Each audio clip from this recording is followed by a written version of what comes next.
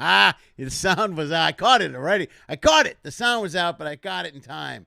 Sort of. I'm here. How's it going? Welcome to the show. Welcome to Lenny Schmidts Quarantine Comedy. Thank you for being here. We had some minor technical difficulties today. As you know, we moved the studio last week, so I'm in a new location. I was working on my backdrop, and I couldn't get the green screen up the way I wanted it to, so we went with the Bears. We went with the Chicago Bears, so that's good. That's fantastic. Now I'm having hardware problems. The Chicago Bears won their game this week. Thank you very much. So we're very happy about that, or I'm very happy about that. So I thought I would go with the Bears today. How we doing? Thanks for being here, everybody. Thanks for checking in. We are here every Monday, Wednesday, and Friday live streaming on YouTube. Now only on YouTube, so you guys know that. Fantastic. Only on YouTube now, not on Facebook. Pay attention. That's the way it is. That's the way it's going to be from now on. So please make sure you guys are aware of that. Thank you guys for being here. We talked to comics, artists, all kinds of entertainers. We talked to them about what's going on with COVID. It looks like I'm holding the microphone. All right, man. Excellent. Fantastic. This is going good. We talked to performers about what's going on, what they did before COVID, what they did after COVID, all that stuff. We check in with them. We see how they're doing. I have a great friend on today. Louis Johnson will be out here in a second. He's a comic. Some of you know him from the cruise lines. He works clubs all over the country. Very funny man. And you can catch him. He works on Carnival Cruise Lines. That brings me to some good news. Many of you people already know this, but I'm going to tell you anyway. Carnival announced some cruises coming up. Yeah, they've got cruises coming up in November is what they're scheduled. I am very positive about this. Hold on. I'm going to do this. This is making me crazy. Yeah, there we go. Anyway, Carnival announced cruises, and starting in November, they have 6 ships. Count them, 6 ships launching out of the Florida area. Just so you guys know, they had a meeting with the CDC last week, and the cruise lines have become a little bit more aggressive as far as reopening. They're frustrated. Obviously, many people are frustrated because so many things are opening, but they are not opening. And they got a little aggressive. And just let's make a long story short. They're going to try to cruise in November. Carnival has indeed contacted many comics, myself included, and we have talked about going back out on ships. So there you go. That's good news if you are a cruiser. Also, be aware, you should probably know this, if you do have a cruise booked in November, December, or anything like that, the ports are probably going to change. Lots of things are going to change. Itineraries are going to change. Just be aware of that. However, it looks like they're trying to launch again and get us going back out there. Besides that, I don't have a lot of news. I didn't cover a lot of stuff. Let's say hello to everybody that's here. You guys are great again for tuning in. Thank you, Larry Warden. Once again, thanks again for all your help. Yeah, I got the mic. Thank you very much. See, you guys are all here. You guys are better than the kids in Westview. Robin Greenberg, of course. I did get a new chair, Larry. I got a lot of new stuff actually. This mic stand is not new, but I broke it already. So there we go. Rachel Zimmerman, thank you for being here. So many of you guys are here. I can't thank you guys enough for tuning in for the show all the time. And yeah, we are going to be on YouTube only moving forward. And the hiatus is over.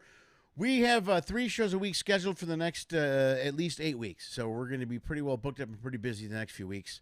I hope you guys are ready. I hope you're excited because I am as well. So let's get this show moving. Let's do this. We're going to bring out a guest, but first I'm going to give you a little taste of my good friend. Here he comes. This is my friend. You guys might recognize him. Please give it up for the one and only. Well, hold on. I'm sorry. Let's take a look at the hard work of my friend. This opening couldn't be any better, by the way. Oh, let me cover this before we move any quicker. Thanks for supporting the show. If you enjoy the show and you want to come back, you want to watch as much as you want to, if you like the video, subscribe to the channel. Those 2 things go a long way on YouTube. They really, really help us a lot. If you're interested and you would like to help financially or support the show, bam, there you go. There's an option right above me. You can go to LennySchmidt.com if you can, and then Venmo at Lenny Schmidt Comedy, or go to the Patreon page. Any one of those help out, but if you can't do any of those or you're not interested, just like the video. Just like the video right off the top. It really works. It goes a long way. It's really important to those people over there at YouTube. Now, let's take a quick look at my good friend. This is the one and only Mr. Lewis Johnson. Here he is, not live, but taped. Just watch, my friend, Lewis Johnson. My dad is one of those people, when you drive him through town, he gives you the same story on every landmark that you pass, every time.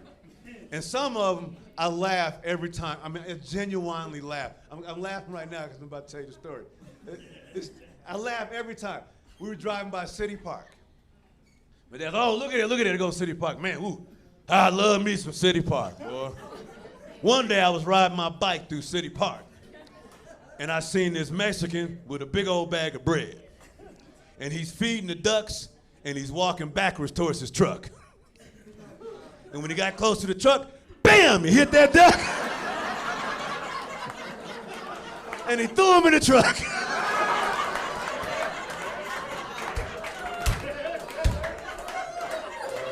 I don't care if you're an animal lover, that shit is hilarious. Bam, he threw him in the truck. My dad's like, boy, he ate good. I bet he ate good that night, because they already bred it. You just cook them for an hour, you cut them open. It's good eating, boy, it's good eating.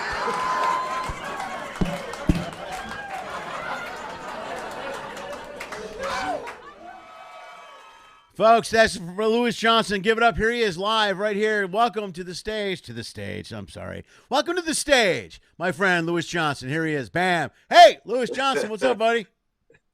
Bro, what's really funny is that is a true story. That is absolutely a true story.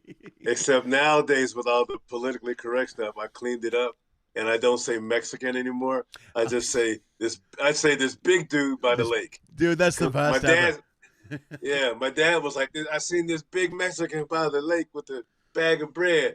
And so I used to just tell it exactly the way it is there. But now it's like, nope, not anymore. Dude, it's funny how many jokes. I got a handful of jokes I've rewritten, or because I look at it and go like, I might have to drop this. And then you go, if you can save it, you go, I'll do it this way. And you find a way to save it. You know what I mean? Because there's so much. That's what political correctness, I think, is. It overplays too much when it comes to comedy, but a lot of it isn't terrible. There's nothing wrong with us updating what we say and how we talk. Some of it is fine. Sometimes people go over the top of me because that joke, that story, like yours, can still be salvaged. Yeah, just by changing one word. Some of the stuff you can't change it, bro. You can't. Like I used to have this thing about the first time I smacked my son. And I used to tell that joke all the time about, hitting my son. And this lady came up to me on a cruise ship, and she was just beside herself. And she wanted to talk to me about something. She goes, I just want to tell you one thing about your show. And I was like, don't tell me. And she's, no, I love the show. I just want to tell you one thing. And I was like, don't, really, please. Please don't. But you know how people are, Lenny. They got to tell you. I said, don't. They feel like they have a right to tell you, which always gets me. They always feel like they have a right. Even after I told her, I said, look, it's not going to mean as much to me as it means to you, so I just don't even tell me. And she went, I'm going to tell you anyway. And she was mad that she said, I don't think you should tell that story about hitting your son. And I was like, okay, thanks a lot, fine. And I have a good cruise. And I turn and walk away, bruh. And man, you know how stupid we are. Yeah. I should have kept walking. Yeah, why would you do it? No, you got to keep walking. You got to. Dude, I couldn't do it. I couldn't do that. Did you go back to her? From the car bomb. Did you go back? No, I turned around. I didn't go back to her. I didn't go back to her. But I turned to look at her, and she was like sitting there holding herself, and she looked like she was about to cry. Oh no. And man, you learn from moments like that. What I learned from moments like that is that bro, I mean, I learned that I hate people like that. I hate them because they're sensitive, crybaby sons of bitches. Yeah. I hate that stuff. I do. I know. Those are the same kind of people. Go ahead. No, I'm always amazed how people they get so they get so upset over words, not only words that come out of your mouth, but it's a true story from your life. You know what I mean? When it's something like a lot of times I go, you shouldn't say that. I used to do a bitch about my dad being an alcoholic, and people will go, Yeah. you shouldn't do that. That's not right. I go, but hey, I'm the guy that grew up every day and watched him. Yeah, I live that. I have a right to tell that story, man. You know, and they're like, yeah, but it's not right. I go, it's not right for who? For you? Because and then that's where I always catch myself. That's one good thing about cruise ships, dude, is they have that crew door. You know what I mean? So when things get weird, I go through the crew door, and then I don't have to talk to a guest. I can just, you know what I mean? Once you get back there, they can't come up to you because everybody gives you advice, and then they get mad when you don't take it. They literally get like, oh, I can't believe you don't agree with me. And you're like, I don't. Yeah, I see, don't for me it's different because I work a bunch of different cruise lines, and Carnival's the only one I work where you're strictly on the crew manifest. Right. So you know, all the other ones, man, you're a passenger just like everybody else. Yeah, you just have to be a guest entertainer. So yeah, sometimes you can't go through that crew door, you know, so because they don't give you badges or nothing like that. That's too bad. That's which I like. Yeah, so I just go to my cabin. I just go to my cabin. I'll what they call it, self-quarantine, you know. I do a bunch of stuff. But my problem is I still love to hang with people. I still love talking to people. I still love going to the nightclub just to watch people. Because I love the nightclub because I can't play the music that loud in my room. Right. So I can go there. Yeah, and I used to do a series online called Please Stop Dancing. And it was 20 to 30 seconds of people dancing, just little clips. Yeah. Until and it was all racist. It was just white people. It was all white people. It was everybody. It wasn't just everybody. White people? It wasn't just white people. There's a lot of other people that don't know how to dance, right? It's not just white people. Oh, that's a multiracial. Yeah, I stopped doing it after about 15 or 20 clips because I had a couple people that apparently somebody forwarded it to them and it was them. They were getting pissed. Yeah, one of them was a guy that had survived that the miracle on the Hudson, you know, where that plane crashed into the Hudson River. Oh, the what's his name? Landed it in the water, right? The guy that landed it. Yeah, it was one of the Sully, passengers. Captain Sully. All right. Yeah, it was one of the passengers from that flight that I had put on my Please Stop Dancing video because he was on a ship with his girlfriend who was also on that flight, and they met on that flight, and they had just gotten married, but I didn't know any of this. But I had posted this clip of these two people dancing all goofy and shit. Next thing I know, it turns out it's one of the guys that was on that flight crash. Oh no! So yes, they were like, "Please take that down," because apparently he's up in he's big banker or whatever he is, whatever he does. Yeah, so it looks bad for my image. That's bad when he's in a board meeting and there's four people looking at a phone going, "Look at this dude, check it out. He's right here. He was on a cruise 2 weeks ago." Because he was drunk with no shirt, dancing like a goofy ass. Look at Mr. Witherspoon. Look at Mr. Witherspoon. Yeah. Look at Mr. Holier than Thou. I'm doing my thing. Yeah. Is this the type of office behavior you want us to practice, sir? Is this the type of representation? It's like that. That's like that old joke that Kennison used to have about the one guy where they fell asleep when they were drunk and they all got a photo and they all pulled their dicks out and lined them up around his face, and they took a photo of it. Yeah. And he goes, "Man, I bet you'd hate for that to show up at the office." They go, "Oh, excuse me, lady, you want to come to my office and bring everything from your desk?" They're about to let your ass go. Yeah, I'm sure. So, yeah, you don't want that stuff out there. I took a bunch of stuff down, but the internet doesn't leave anybody anonymous at all for a long time. Right. Well, I stopped. I try to stay away from.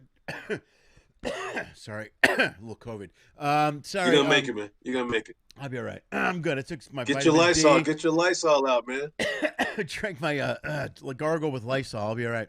Yeah, drink your bleach.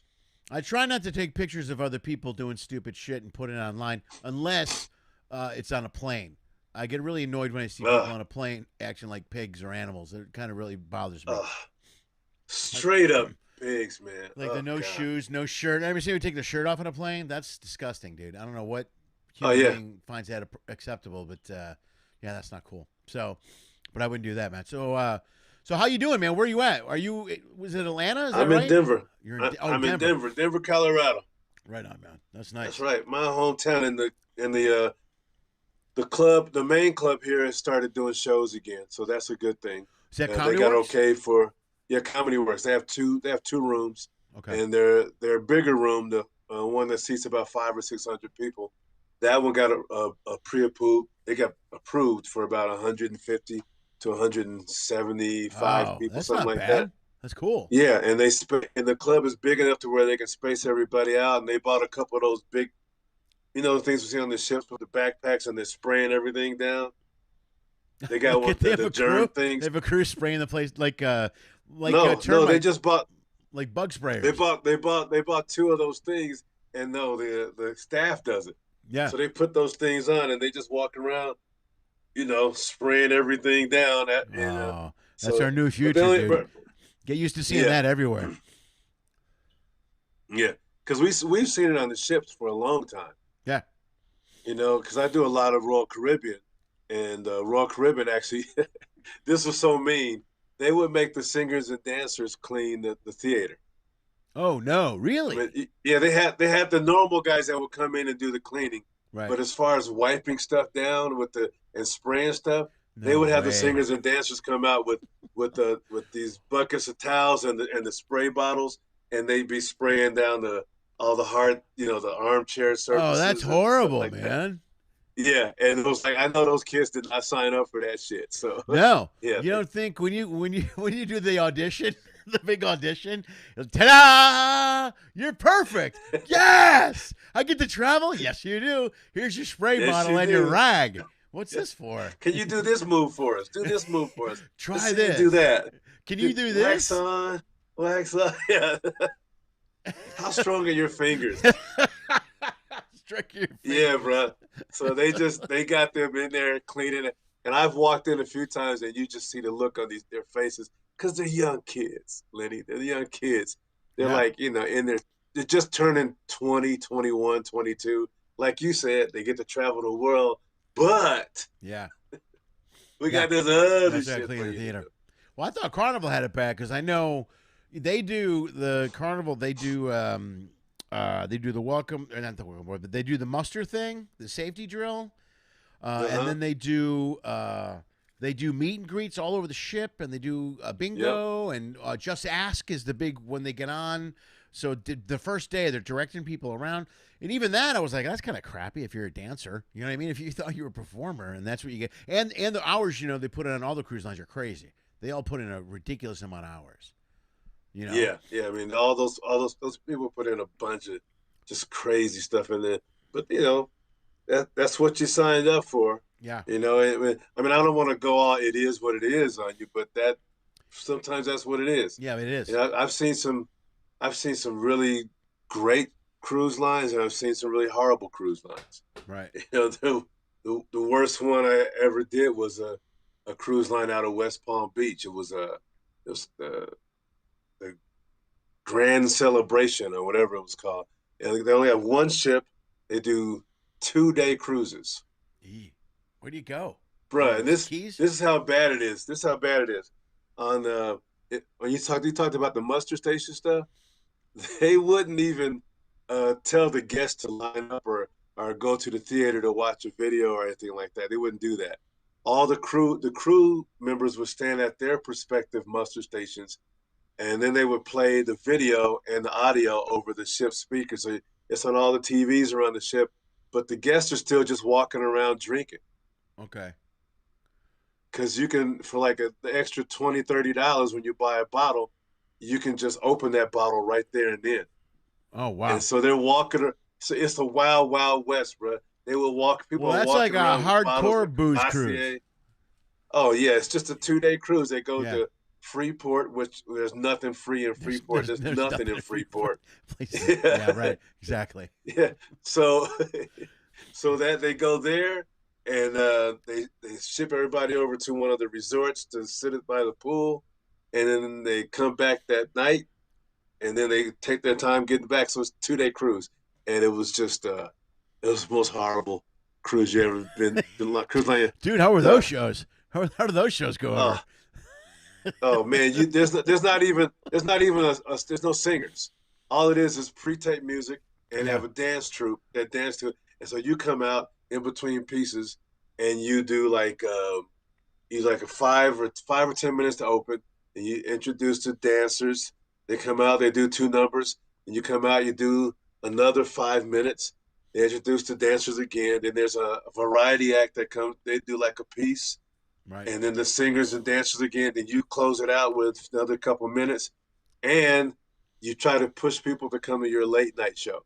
Which on this will freak you out. On that cruise line, people have to buy actual tickets to go to the late night show. Okay. So that you don't make a reservation to come in free. No, you buy an actual ticket. You got to pay for a ticket. Yeah, yeah, or else you can't come in there. This sounds so high end.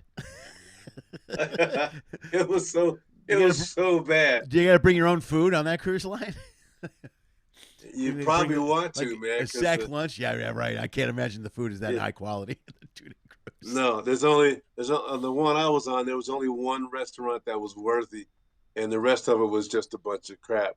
But they did have a nice one of those hot rock places where they heat the rocks and you can cook the food on the rocks.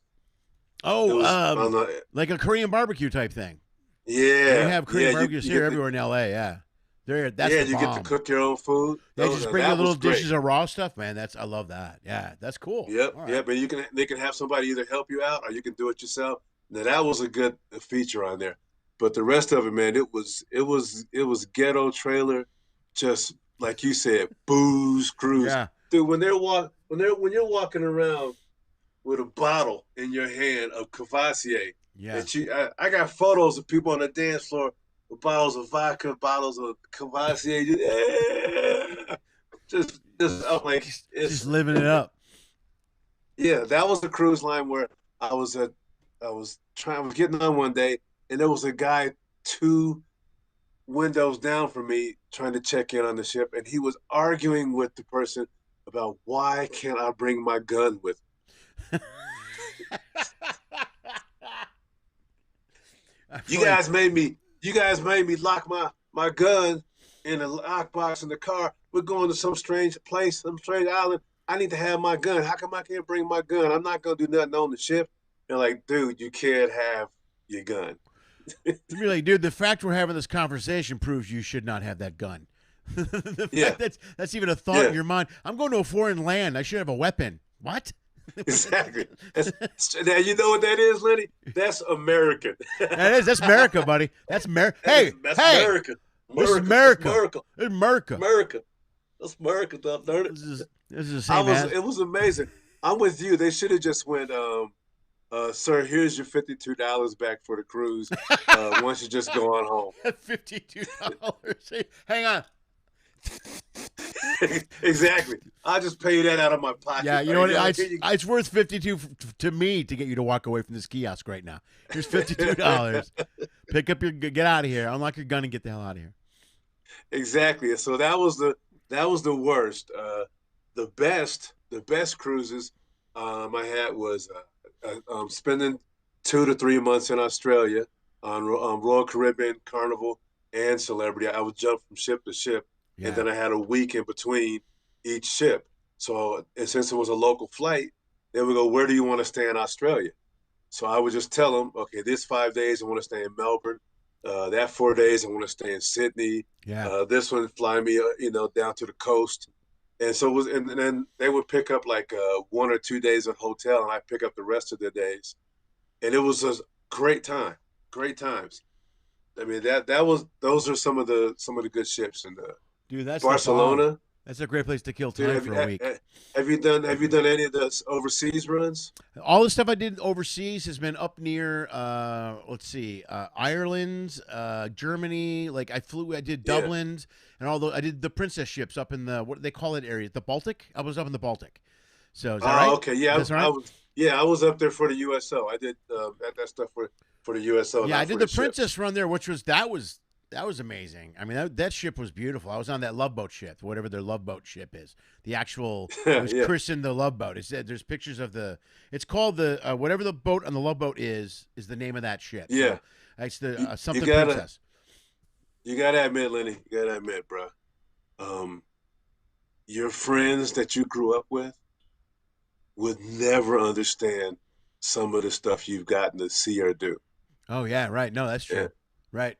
I mean, there's a couple of my friends now. They're rich, they're millionaires and stuff, so they travel the world. But I got a couple friends, man, never left the hood.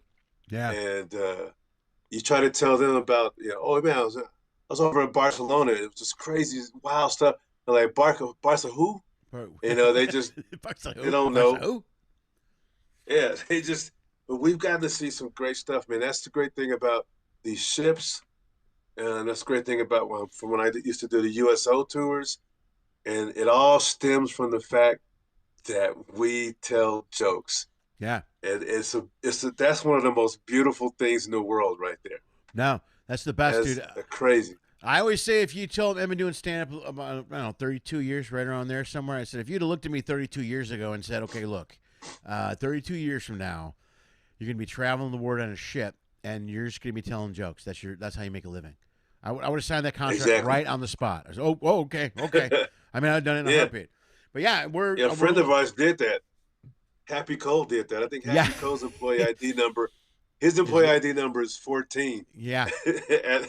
So, it might be a letter. It might be like an A. You know what I mean? Before they start using numbers. And they go, there's only 24 letters. We can't do that. Yeah. So, he's probably he's A. After that, they go, we're going to have to switch the numbers. Okay. So he's like the only letter. I believe that. He's like a secret, the special secret force. But he's a good dude, man. That's who got me into the cruise lines. Right on. I have not met or even worked with Happy yet. It's been 7 He's or 8 like years. a legend of most guys. He's a total legend. A mysterious legend. Yeah. And you hear Happy Cole stories. Yeah. So, but I know the man, and he was instrumental in getting me in. So I hear he's a great guy. He's a big golfer too. Is that correct? I hear he's a golfer guy. Someone told me. Golfer, and still plays basketball, even though he's like 142 years old. Dude, man, he good still for him. plays. Dude, I saw him just bust some ankles up on the court, man, with playing these young kids on the ship. Really? Because they think, it's just this old guy. He's gonna want to shoot around. No, he's out there to play. Dude, I will sit there and watch that game. I love to see an old guy bust ankles on these kids because they get all cocky. Okay, old man, let's go. And to see an old man take him to school, I'll be like, I need a seat. I'm gonna sit down and watch this for a little bit. You know what I mean? I watch the whole thing. I think that's the greatest. Tell me this, because I tell you mine. We probably have the same thing. What's your favorite sport to sit and watch on the cruise ship? Oh man, or your favorite event? Favorite event to watch on? Yeah, I have 2 of them. You have 2? Yeah. I don't know, man. I think a lot of times I'll sit and I don't know if I can sit through that. Hairy chest contest is a little crazy. That one's a little insane. Gosh, I don't know, man. I'll tell you mine's is I love the Love and Marriage game. Oh, that's a good one. I love that one. Even when sometimes they'll give the guys like one staged answer, one stock answer. They'll give some of the guys one stock answer. They give a woman one stock answer, but all the other stuff is all spontaneous. Yeah. So I love watching that stuff. Right. But my favorite thing to watch on the ships, especially when I'm doing a Caribbean ship, is dodgeball. I love the dodgeball. They have dodgeball tournaments. On Royal? Oh, dude. Bruh, this is why we got to work together. Okay, on Royal. because there's nothing like seeing a grown-ass man get hit in the head with a red rubber ball. Yeah. Okay? Dude. I mean, and they're trying to be nice and they're trying to be nice and throw at each other, all trying to hit them down. But, dude, every now and then, you get somebody out there with a cannon on them. Yeah. And he's sizing people up. Firing. Oh, dude, he's just firing that ball. And you get the real it's always best when you get the real cocky guy. He's out there going, yeah, what you gonna do? What you gonna do? And, bow! Dude, there's nothing like that in the world. That's why there's a new TV show that I'm looking forward to seeing. It's called Dodgeball Tournaments or something. It's coming on TV. Oh, that's brilliant. I mean, they'll make anything out of it. Yeah, I mean, no, they anything. did a whole movie about dodgeball. Remember that? Yeah, I remember with Ben Stiller. That was actually funny. I love that movie. Yeah. I love that. Yeah, did you ever see the outtakes from it? No, I never saw the outtakes from it. No. Dude, it's on YouTube, and I dare anybody not to I dare anybody to watch this and not laugh, because it's just like a 2 minutes of one of the actors getting tagged by You just he's standing there. He's like, okay, go. And so it's like they got the whole cast and the staff just tagging him, him. He's like, okay, that was nothing. That was nothing. Pow. Oh.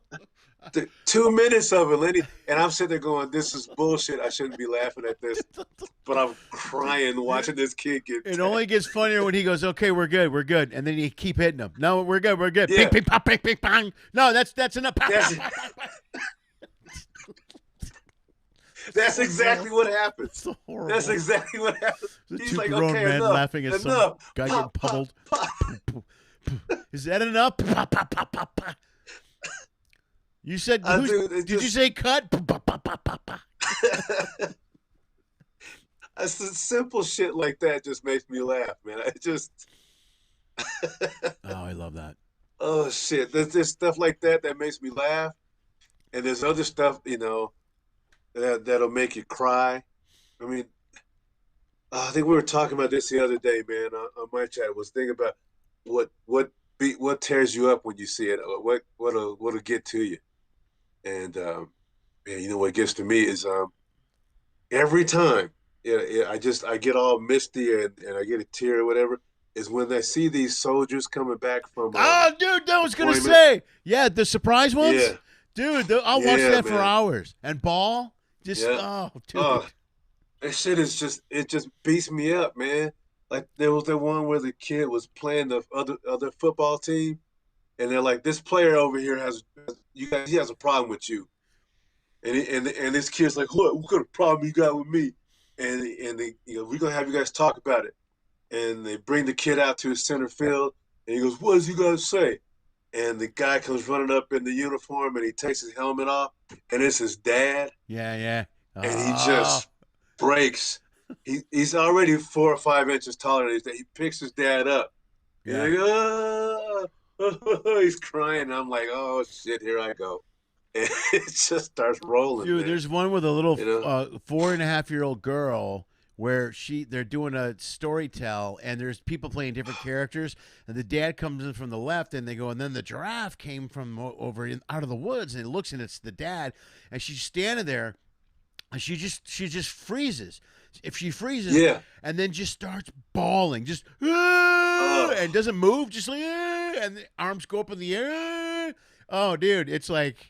It's the worst. I mean, it's the best and worst. You know what I mean? I get cheered up every single time I see those, man. There's a whole compilation of those on YouTube. You can watch them. There's tons of them over and over and over again. All kinds of different ones, and they're beautiful. They're fantastic. I need them to come in random. I can't, dude. I can't sit here and do that, man, and watch that, man, because it's like it seems like the older I get, the easier I am to cry, man. Last time I cried was when the Chadwick Boseman died. Right. Okay. When Black Panther died, man, that was because I think somebody had sent me a clip of him giving a tribute to Denzel Washington, and once you know the story behind him and Denzel, it just makes you cry even more. Because a lot of people didn't know that story. I don't know the story. I don't know the story, dude. When Debbie Allen had a bunch of actors and singers and dancers that she was tutoring, right? She was one of their sponsors, right? Uh-huh. And she was one of their sponsors, one of their teachers. And there was a big trip coming up, and these kids are supposed to go overseas to do like a theater tour and learn more about the arts and craft of theater. But they didn't have the money. So she started calling a bunch of her friends. One of her friends was Denzel Washington. And Denzel said, well, I got this money. You know, I'll pay for a couple kids. In fact, I'll pay their whole tuition for college.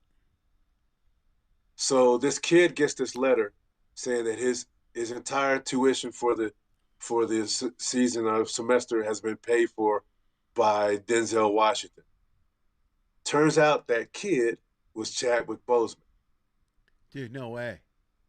Yeah, yeah, and Boseman said that years later he you know he had a chance to work with Denzel, but he said he didn't want to. He had a chance to meet him, but he didn't want to tell him at the moment because he was like, I want to make sure that I can show him that I'm worthy of it. This is when he already had a couple films under his belt. Right. But at the he finally tells him about it, and then it became a private joke between the two of them.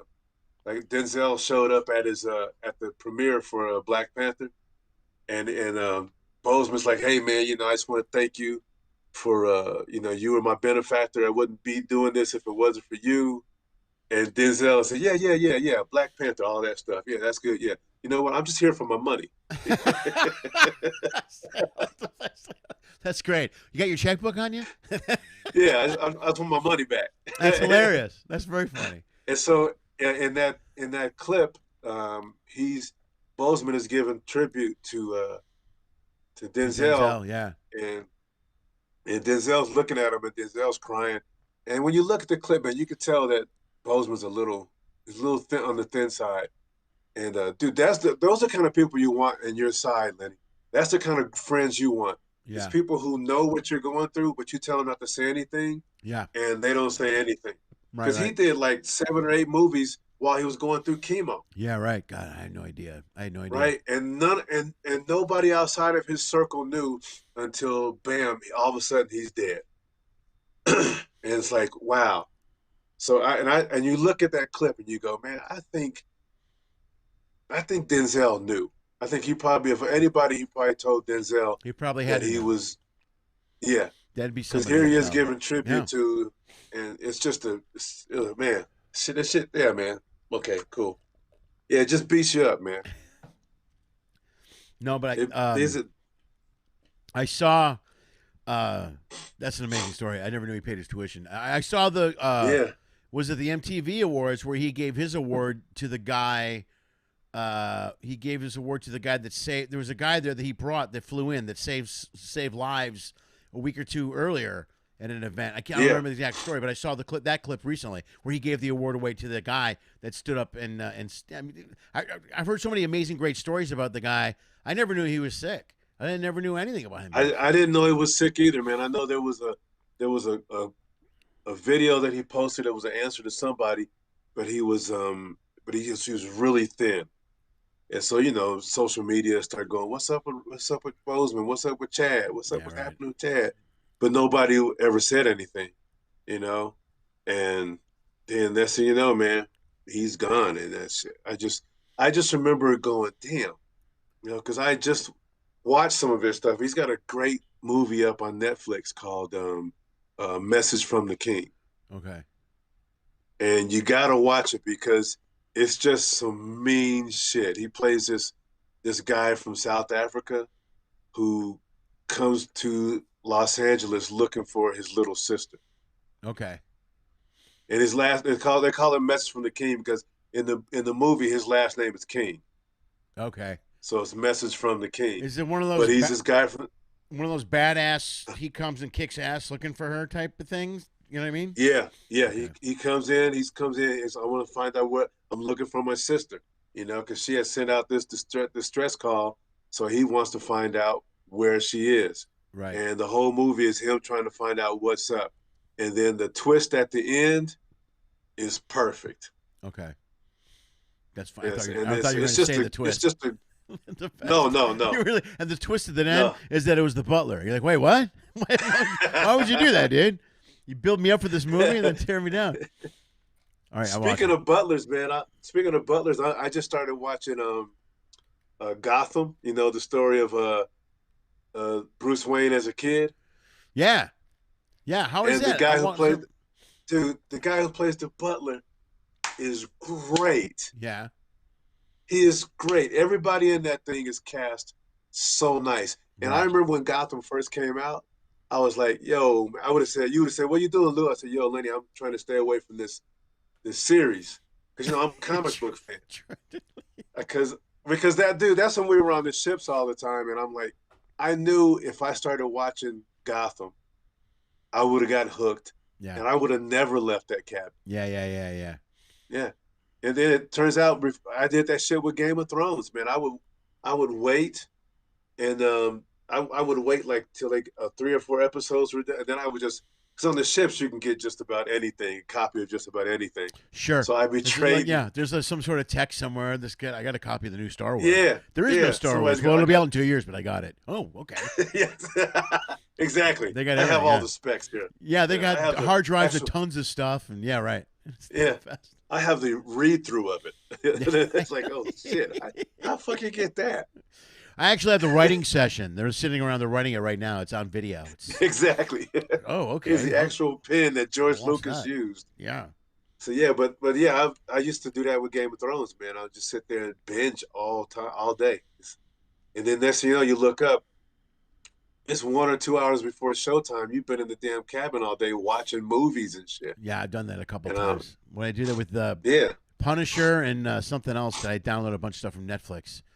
I can't remember. Dude, was that or was that not one of the best series you watched, man? Dude, I loved both seasons of Punisher. I love Punisher. It was it was dude, badass. It was great. And I love that guy. I love that guy. Did you ever see The Accountant? Yeah. The movie with Ben Affleck?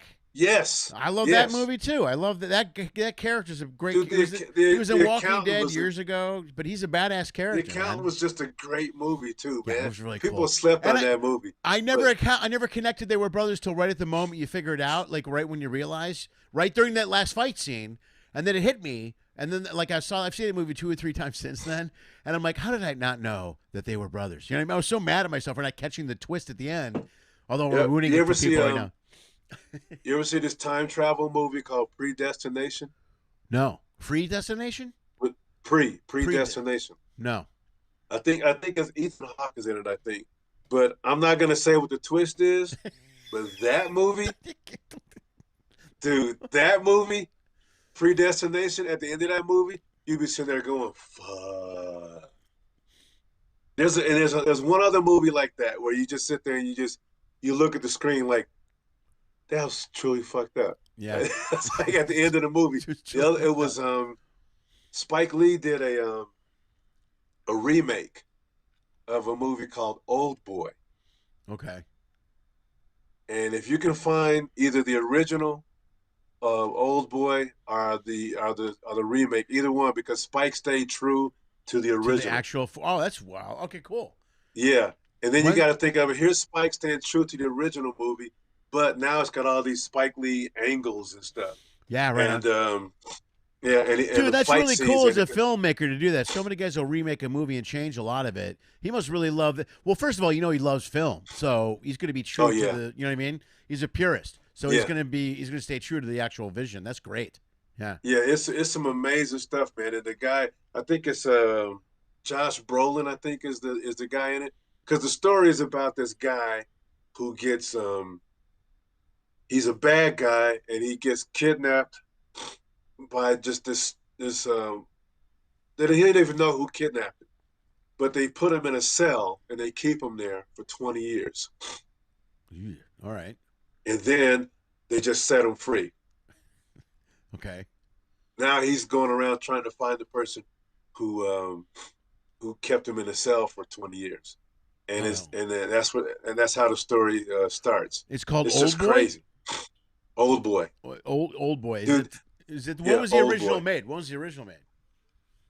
Shoot, I don't know, man. I'm gonna find it right now. There's 2 of them out though. The original and the original and the remake are great, but it just the fact that you got to see it because I'll watch them both. They got plenty of time. Dude, the action scenes are incredible. It's like I think it's Josh Brolin.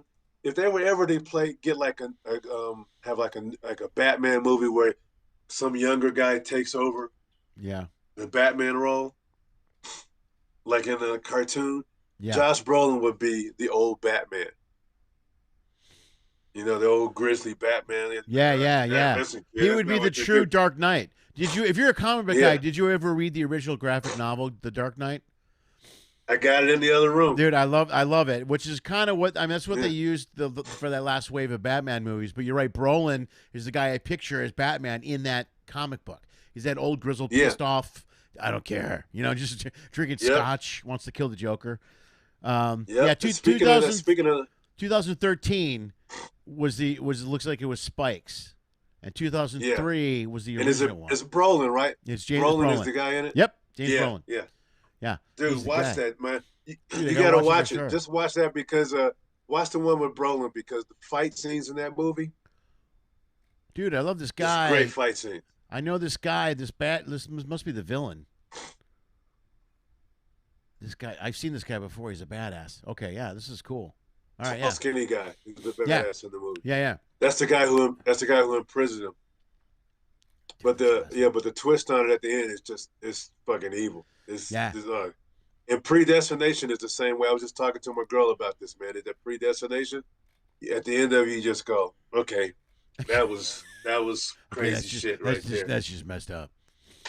Yeah, because I watch those movies, but I've been hooked on anime a lot lately, man. That's the whole anime.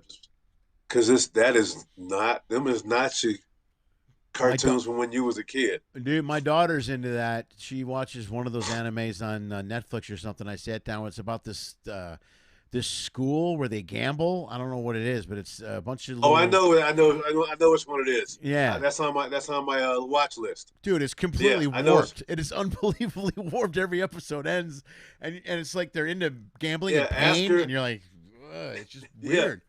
Ask her if she's watched Sword Art Online. Okay. SWORD, Sword Art Online. Okay. Here's how sick this one is, Lenny.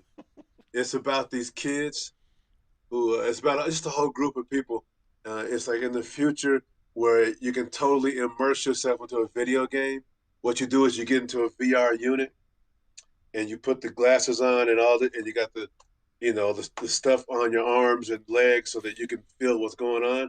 Kind of like what happens is Ready Player 5. You ever see that in the movie? Ready Player Oh yeah, 1. I read the book. I read Okay. the book, Ready Player One. The book was incredible. Okay. The movie was good, Yeah. but the book, Yeah. you should get the audio book of Ready Player One.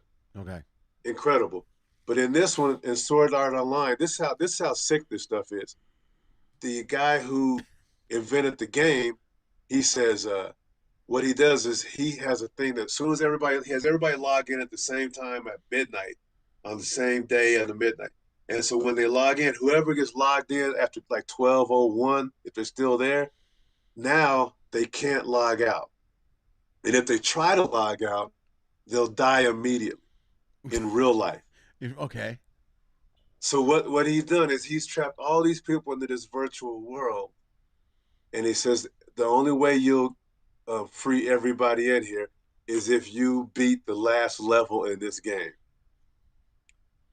So now you got these people inside the virtual world, and I know we're going into this deep, but this is you'll love this shit. People in the virtual world, they start forming guilds, so they get together.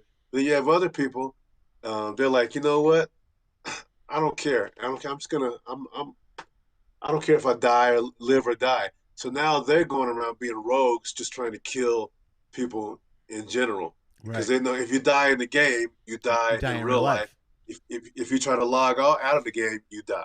Okay. Only way everybody can get freed is by beating this last level. So you get these guilds coming together, and they have to beat certain levels to get to the next level, and you get keys and prizes and all this different weapons. But it's just a crazy ass game. Is it a crazy ass? It's anime. It's on Netflix. Yeah, but is it like a series or a movie? It's a series. It's a series. Okay. Dude, that sounds cool. I bet you would. I would love that. That sounds very cool.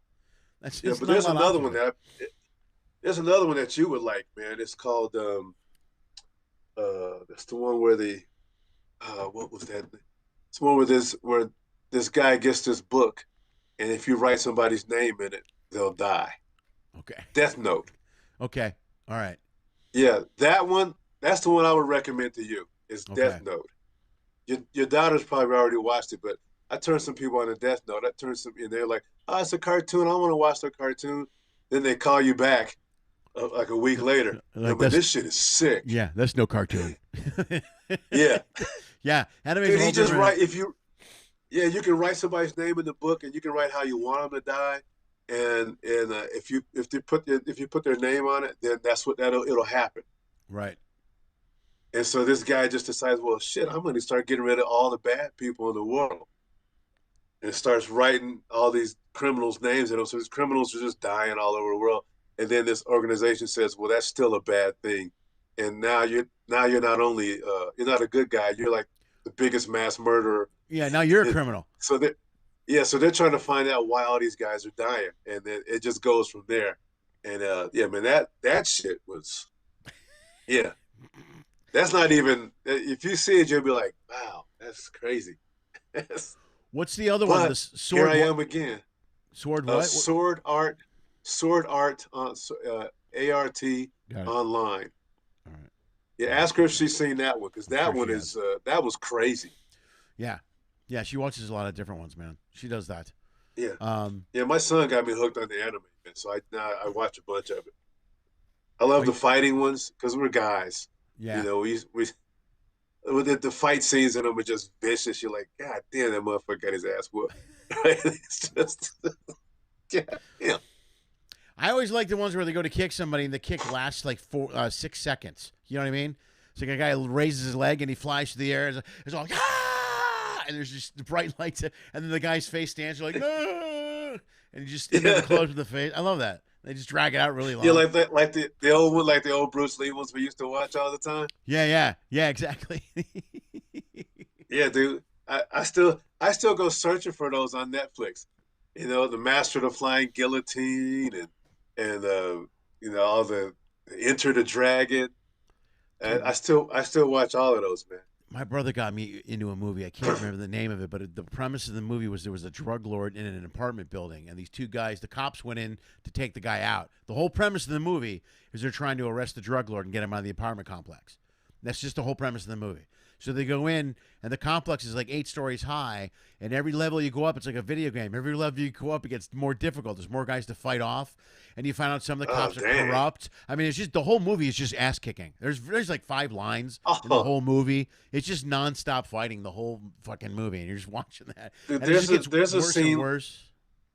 There's a scene like that in Old Boy when he has to go through all these different floors just to get to this certain person. Yeah. They set the levels. They set the levels up, man. Yeah, you'll see it. You're like, oh man, that's that movie all over again. Because then Spike took some liberty with some of the fight scenes. I think he made them even more brutal. Well, yeah, you can do that now. You know what I mean? There's a lot of stuff you can do now that you couldn't do back then. Plus, you know. Oh, dude, there's a scene in that movie where he doesn't kill the guy. He doesn't kill the guy he's after, but he does some shit to the guy, and they're like, yeah, those are the worst. I'd rather see a guy get his neck snapped and it's over with than one of those arms break in 20 different places things. You know, with that old. You know. Yeah, and then you see these guys talking like they're normal. That was just wrong what you did, and why'd you, dude? Your I will arm get is you. Broken like, yeah, his your arm like, is broken in 20 different places. It's like places. wet spaghetti. Yeah. Like that's like what's that scene out of what was the scene, bro? Monty Python. Remember that with the knife? Holy Grail, where they start cutting the Holy Grail. It's just a flesh wound. You have no arms. Come back here. Cut off his arms, his legs. He's just bouncing around. Spewing. I'll bite you to death. There's all kinds of scenes like that. I can watch with Monty Python and that I get that because it's comedy and it makes me laugh and it's funny. Fight scenes I can watch a lot of fight movies and all these different fight scenes, but sometimes they're too much where I can't, or they do stuff like there's a lot of times you see fight scenes and you can't believe it, but you believe it because you're like, oh, that's badass. You know, you buy into it. Like Steven Seagal is a guy that comes to mind when in his movies were the ones where they started punching a guy and he flips backwards 2 times. And I'm like, nobody flips backwards 2 times when you punch him in the head. That just doesn't. That's just not possible. That only happens in anime. Yeah, exactly. Like that's right. It's a cartoon. Yeah. And what I just saw. Yeah, you should watch Baki. Baki. Okay. Yeah, Baki. Okay. Baki on Netflix. Just watch the first episode of it. You'll be like, okay, I'm probably gonna watch more of it. I'm like, that's where guys will flip backwards a couple of times, but then they'll get up and keep fighting. So, Well, yeah, right. But I saw the movie recently. I got to remember the name of it. If you don't know it, I'm going to Google it right now. The original guy, the guy who originally trained Bruce Lee, the guy who trained him. Do you know okay. IP Man. Man, that's it. Man. I saw. Did you see that movie? Did you see that movie? There's about 4 or 5 installments of it. That's a badass movie. There's one where they're on top of the table fight. He's fighting the old guy on top of the table.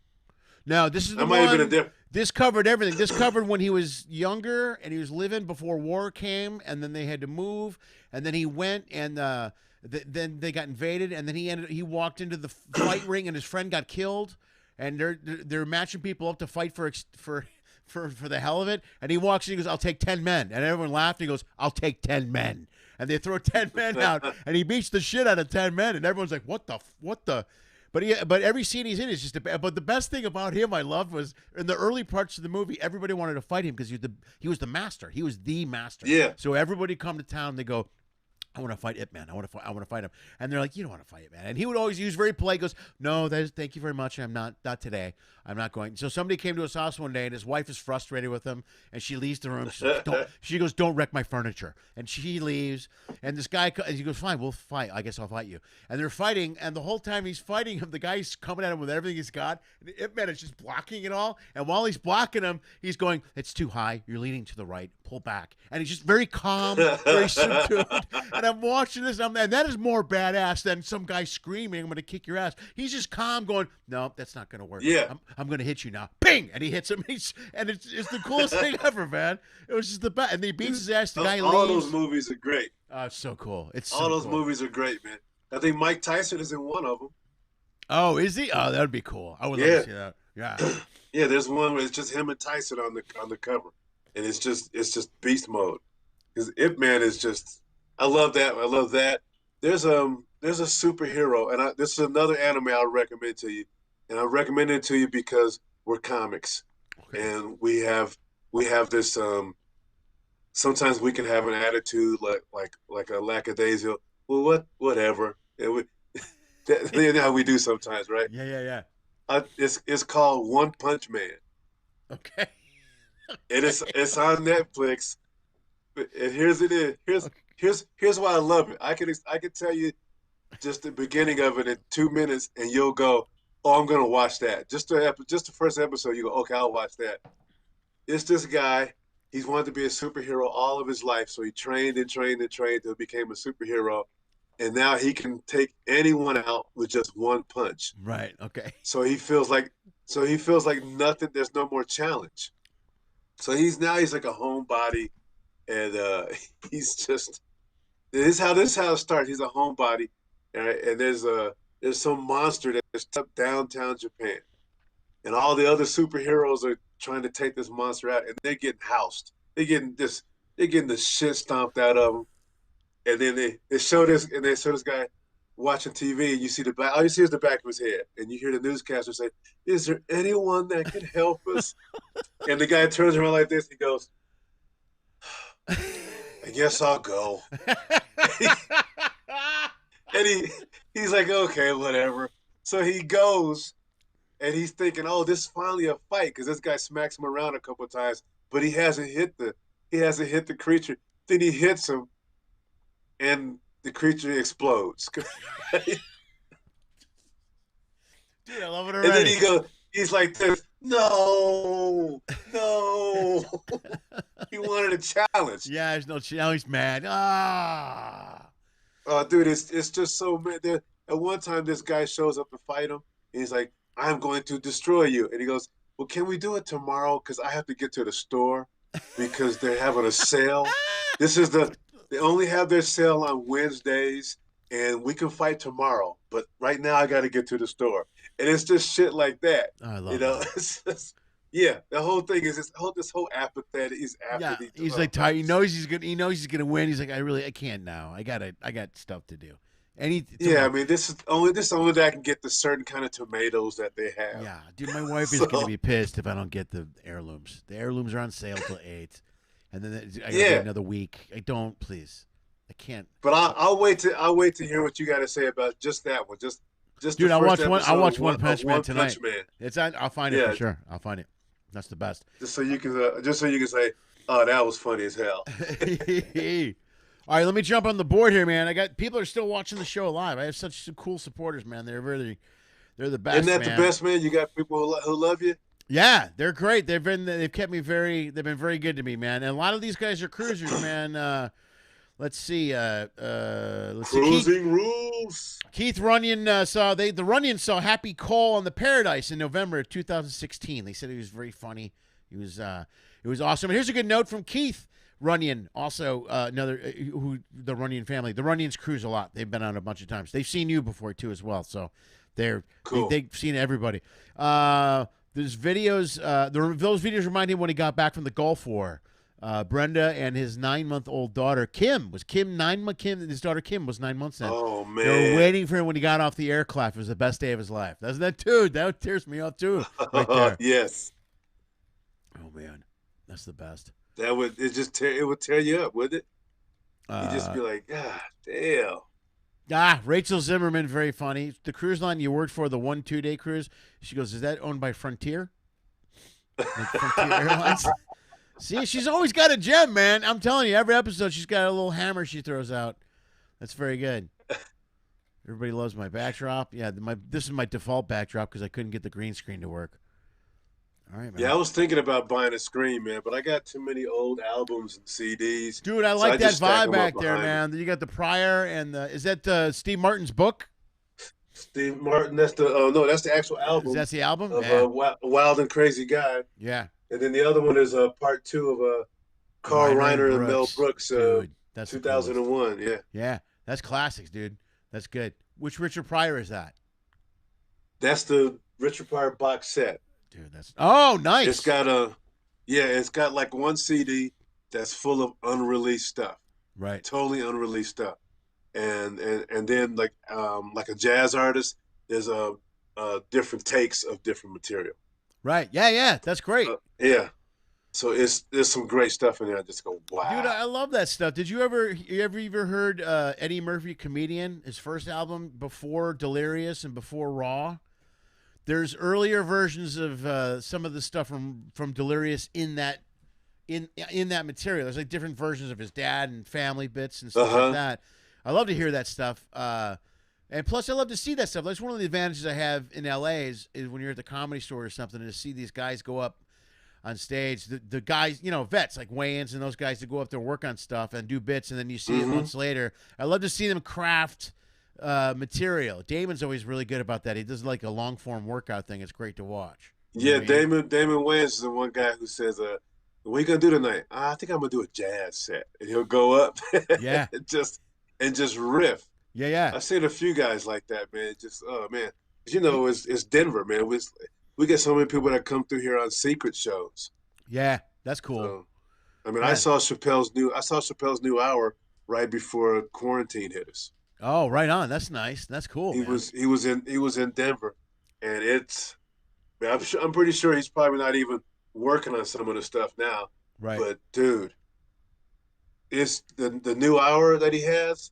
Yeah. Oh goodness, man. I mean, that other one was already Sticks and Stones was already hitting hard. Right. But the new one was like dude, there's something about like him and there's certain people, him, Rock, a few other people where you just go, that's freaking him, Rock, and Bill Burr and a few other people. It's freaking nature stuff. Well, dude, I have tremendous and Chris. I like to watch Chris Rock work. He's a guy I used to watch at the Improv a lot, and he works different than Damon does because Damon is because we talked about this in the show before. Chris goes up and brings written material and reads it deadpan, and he doesn't. Isn't that the best? Yeah, that is the best, bro. So he does a very deadpan. So he doesn't, and I remember him talking about it once, and he goes, I don't Chris Rock it up till later. You know what I mean? It's funny. If it's funny on its own, then he goes, I know I'm funny. He goes, but the material's funny. So Yep. I can't remember why I brought that up, but I like to watch different guys bring that style and bring that style up. But here's why: because I think Chappelle's on a completely different level than even Bill Burr and Chris. I think Chappelle is he's on ridiculous. he's on a totally different stratosphere. Right. Here's how good Chappelle is, and I don't know if you heard this story.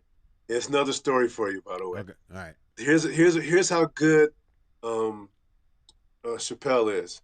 So Chris Rock and Kevin Hart are in New York. Kevin Hart told this story. Let me fix this real quick.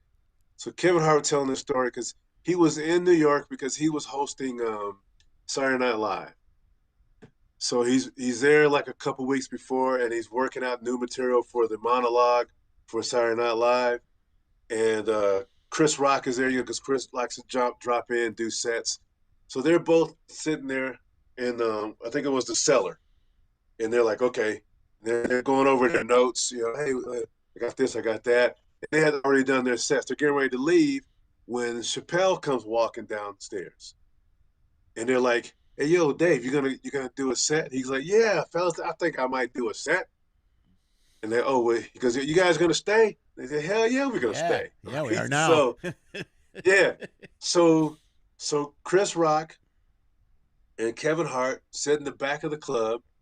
Chappelle goes up, and Kevin Hart said, at the same time, him and Chris Rock looked at each other.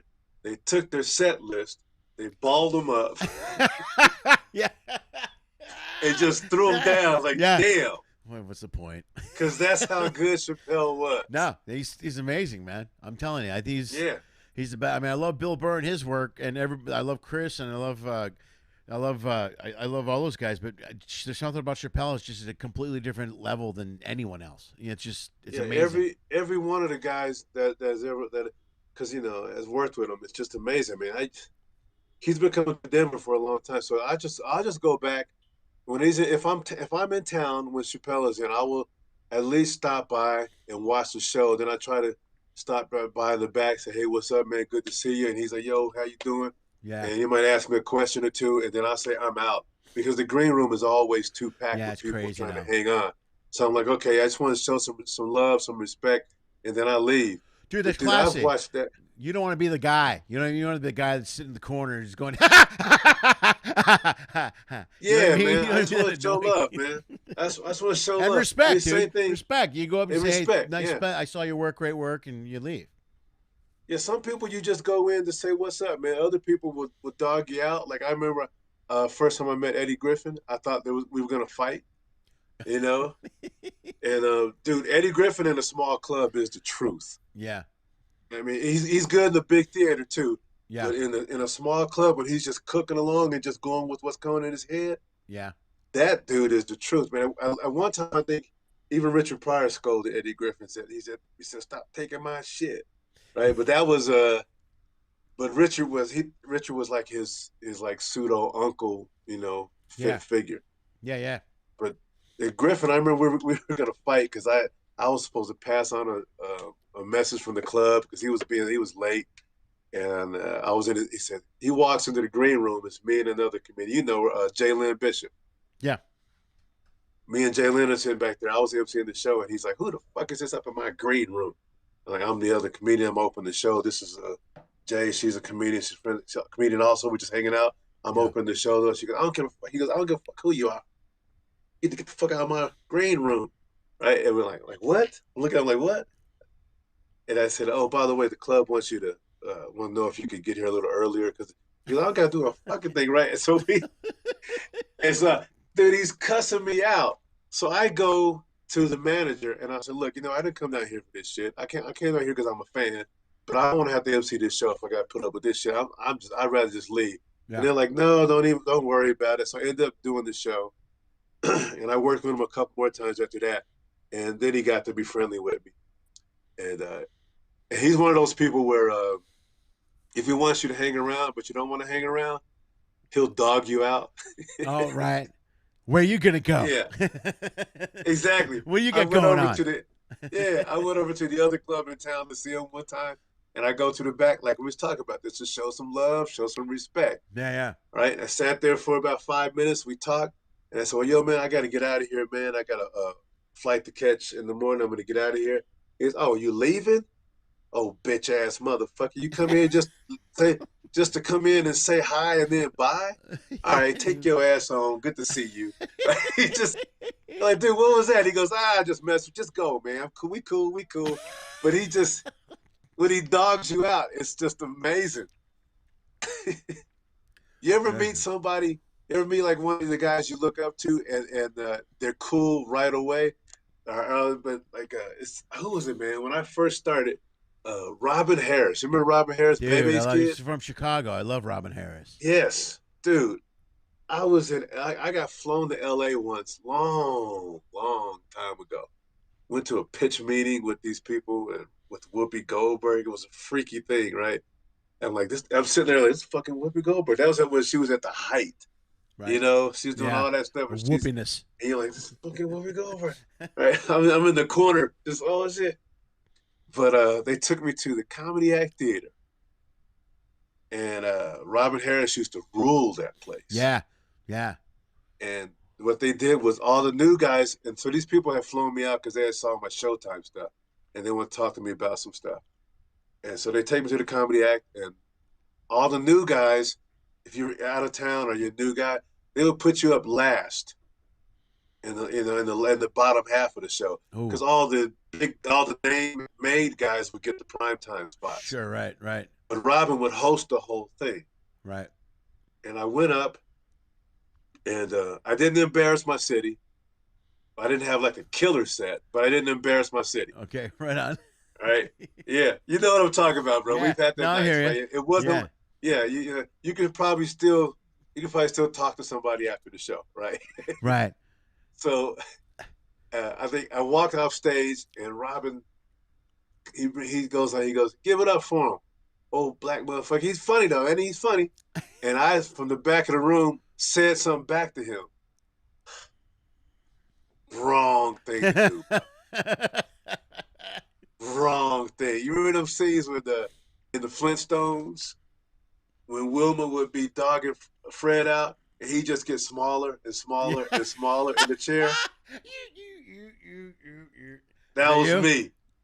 Dude, he was railing on me so hard. I was like, oh damn, okay. I just dude, he was a badass. You can't see. He was true badass. Dude, did you ever get to see him in Chicago? He was a great host. No, I did not get to see him in Chicago. No, I never got to see him. What about Bernie?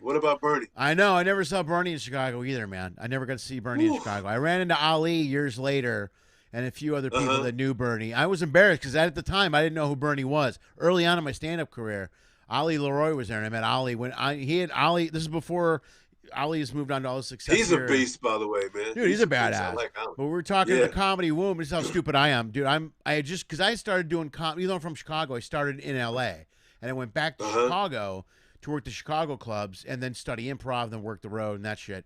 And I met Ali at the Comedy Womb, and he had recently broken up with. He was in a comedy duo. And he broke up with them, and he was starting to stand up on his own. And he was funny as shit. And I went up to him, I'm like, dude, you're funny as shit. And he goes, yeah, man. He goes, if there's, if there's any, thanks a lot. If there's anything you can tell me to help me out, I appreciate it. So I give him a bunch of tips and advice and stuff. And then he asked me if I knew who Bernie Mac was. And I go, I never heard of Bernie Mac. And then after the fact, I felt like the biggest asshole for two reasons. One, Ali is fucking brilliant. He's great. And I'm giving him advice in the fucking Comedy Womb. And I'm like, dude, I'm the last. This was a terrible moment. I'm looking back on my career going, I shouldn't even have been in that conversation. What am I doing? Telling you, here's what you need to do, young man. And the guy's moved on to, and then he's like, who's Bernie Mac? And I'm like, who's Bernie Mac? I'm like, son of a bitch. How do I not know? And then it wasn't longer after that I saw the tape of the Apollo, that classic Apollo tape of him with the Y'all Don't Understand. That whole, I heard the story behind it and the whole thing. I showed it on here once, I think. You don't understand. I still remember where I was when I saw that on Def Comedy Jam. So good. I remember where I was, man. And it's a guy that we both know. It was me, Thomas Brown. Yeah. Our opening act, and about 5 or 6 staff members from the Tampa Comedy Club. Okay. Comedy Works used to have a room in Tampa, and I remember that we went. That was back when you had to set up the VHS to timer and record and all that stuff. So Right. yes, that's how far back that was. So our show was happening the same time as Def Comedy Jam, and I remember we all of us went back to that comedy condo.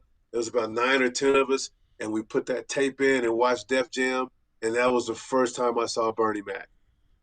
And I just remember him doing that, man, just killing him with the "you don't understand, Dude. I ain't scared of you." And that was Dude. just there was two sets on that show that night that just stood out. We rewound both of them and watched them 3 times. It was him and a guy named Cool Bubba Ice. Okay. Cool Ice. That's bad. It was the crazy Lenny, because what happened was here's why we watched Cool Bubba Ice's set like 3 times. And we watched Bernie's like 4 or 5. But Cool Bubba Ice, we used to do impressions. Mm-hmm. So he closed out his show with impressions of Martin Lawrence and who was the other guy? You know, the rap guy. What's his name? Can't remember his name. Ice-T. No, he was a guy he was the money man. Russell Simmons. Oh, right. Okay. Right. Okay. Yeah, so he did impressions of Russell Simmons and Martin Lawrence. Okay. And I want to close out my show by doing an impression of two of my favorite people, Martin Lawrence and Russell Simmons. And so he does a thing. You know how impressionists work, right? They did the whole thing. He turns around and he goes, "Hey, what's up, people?" He's doing Martin right now. Yeah. You love him? You love this? It's funny? Yeah, he was funny. Yeah, hey, what's up, you girl? Hey, girl. He goes, "I want to bring out the man who makes us all responsible, Russell Simmons." And then he turns around and he goes, "They been not the next week." He said, "Thank you very much. See you next week."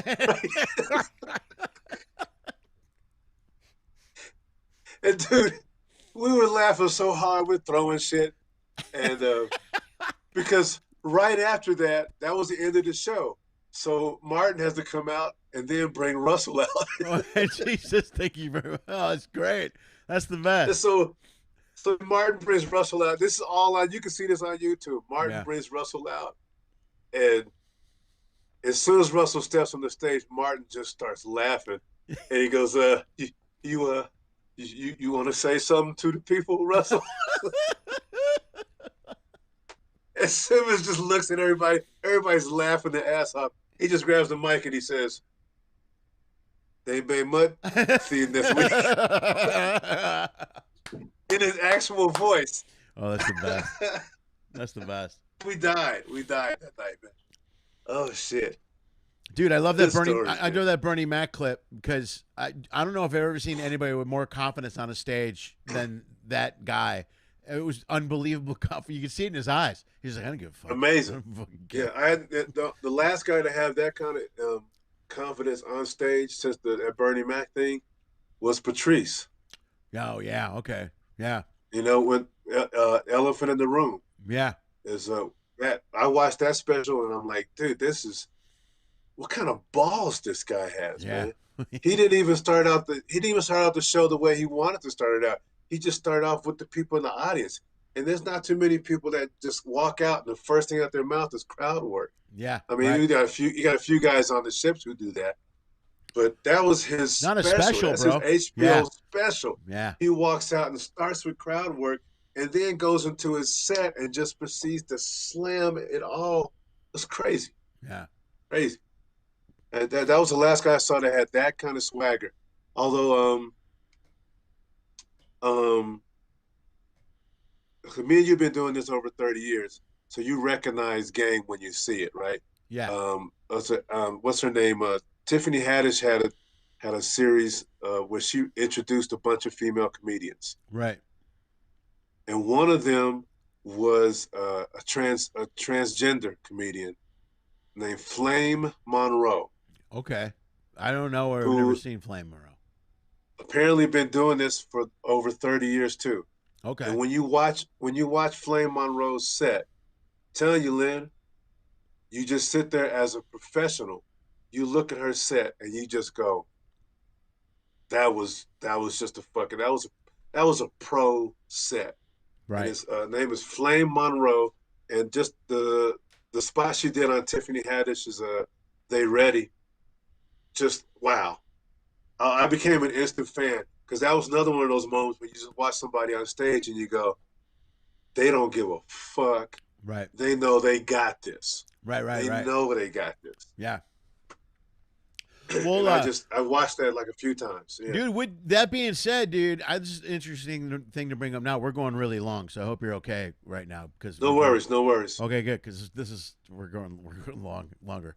But I don't know how many shows you've done during the quarantine. Have you done any? You been up at Comedy Works? You've been working there yet? Yeah. I was there with who was that? I was just there with Adam Ferrara. And before that, I was there with I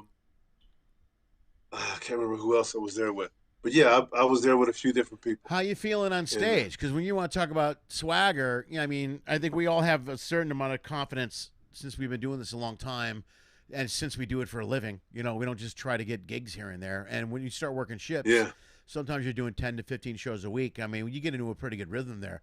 So how you feeling on stage now? That's the one thing a lot of guys talk about, man. It's different. Yeah.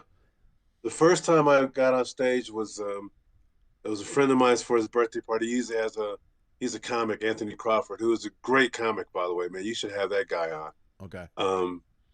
But it was for his birthday show because he used to have he has one every year, But he's just a great comic. So I did that. It was like a little tester. Was on a patio of a restaurant, and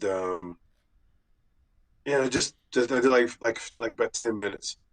And so that was my first time back on. Then the second time I was back on was at Comedy Works. Right. So I think since we've been sent home, I've done a total of maybe 6 or 7 shows. Okay. Total. Right. And I guess I got kind of lucky, man, because just like you, probably not as you did. You started this quicker. You started. This is like you're almost to 100 shows. On the internet thing, yeah. Because I did your show a few weeks ago, right?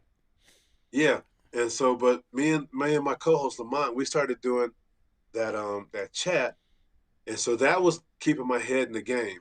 And I've been talking with a friend of mine, Alvin Williams, whose special's coming out pretty soon, and about how we don't feel like we had to do this for anybody else but us. Right. So my comfort level, the first real show was a little bit, it was there, but it wasn't there. Right. But after that first show back, the first real show back in the real comedy club, right, I felt really good.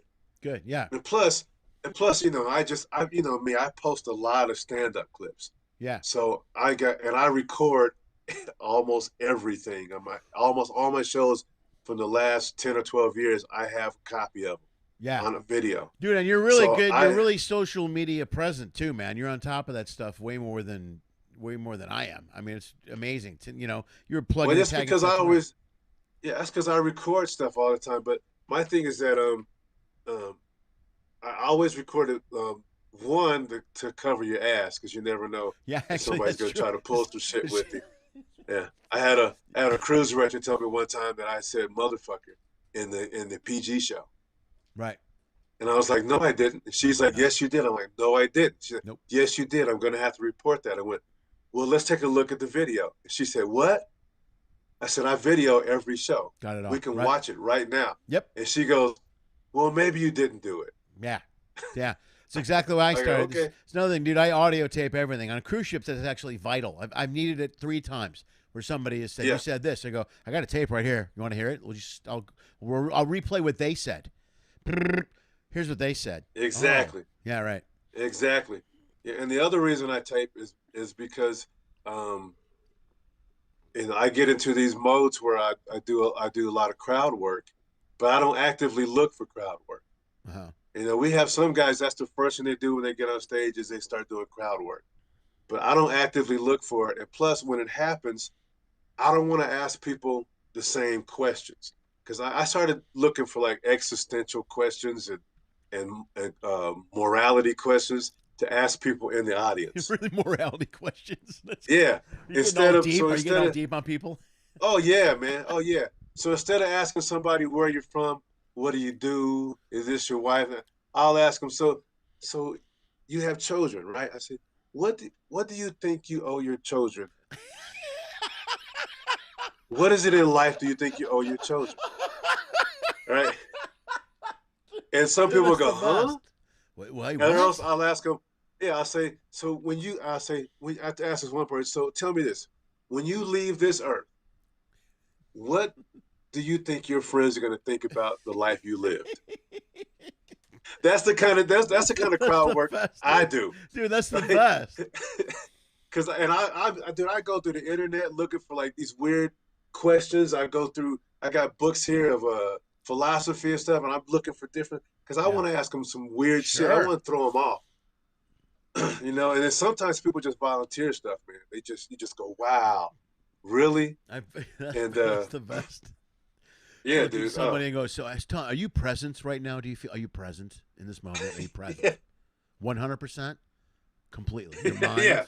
mind and soul. Mind and soul. Like, wait, what? Yep. Wait, what? That's the best. Hilarious. What does existence mean to you? You know, It's existence. That's the best. if you had to get rid of one country in the world, and you knew because it would just make peace all around the world, what country would you get rid of? Shit, that's the kind of shit that I like to ask people in the audience because it's gonna bring some different stuff out. Yeah, So, it'll bring a lot of different stuff. That's the coolest. yeah, and those riffs are better and they're spontaneous, and they will never happen again. Yeah, right. No, that's something You you know? never see in a comedy club either. You know what I mean? It's a great other Never. little twist on that. That's smart. Yep, and if you can end it with a dick joke, it's perfect. I had this lady. Hit it with the was hammer, telling me and bam! oh yeah, this lady had this. She was talking about how it was an older lady. She's like, yeah, and then her husband, the guy she was with, they had been married for I don't know 3 or 4 years, and I thought they were going to say like 40, 50 years. They only been married for 3 or 4 years. Apparently, what this guy did was he booked a trip to Hawaii.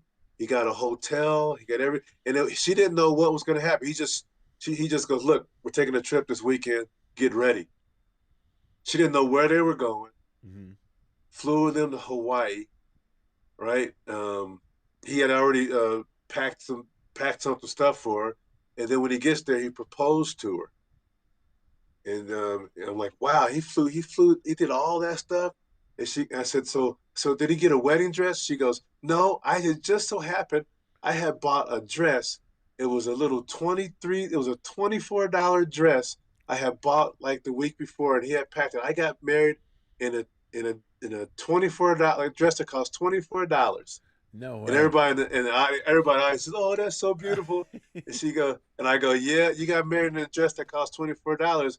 But you got some $1,000 dick that night, didn't you? and it's an old lady. She goes, yes, I did. Yes, I did. Yes, I did. I was like, oh, damn. And that clip has been one of my most liked clips in the past few months. You got some $1,000 dick that night.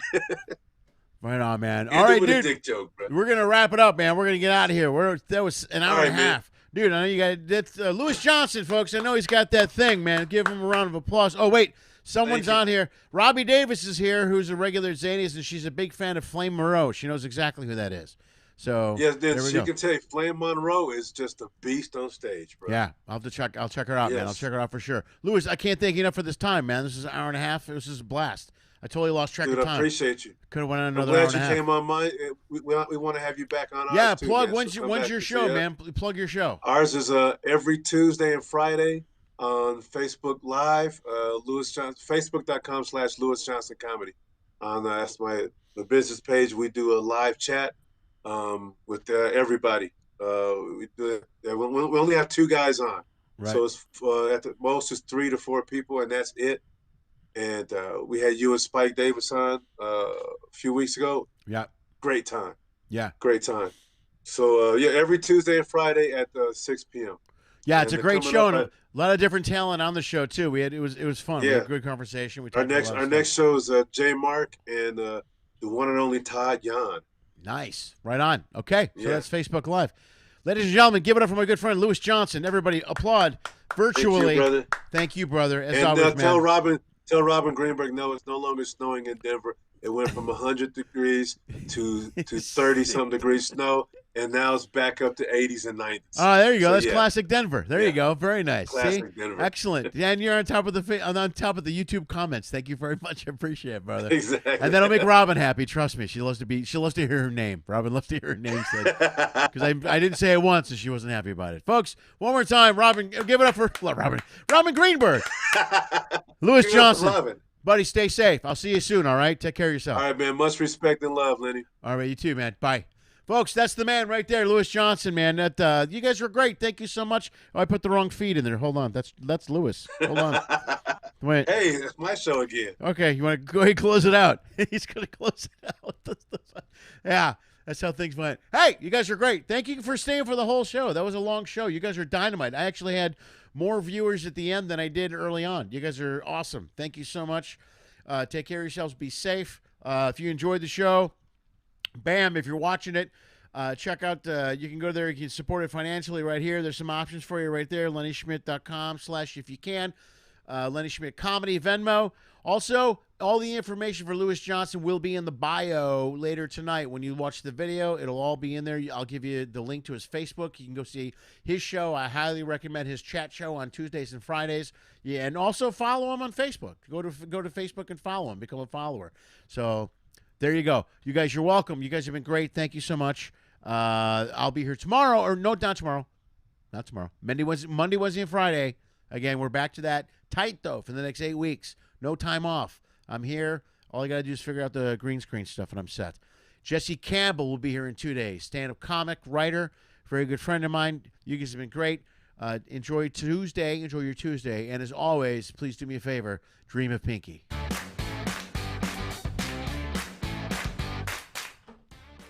Lenny Schmidt Quarantine Comedy was created, produced, and is hosted by Lenny Schmidt.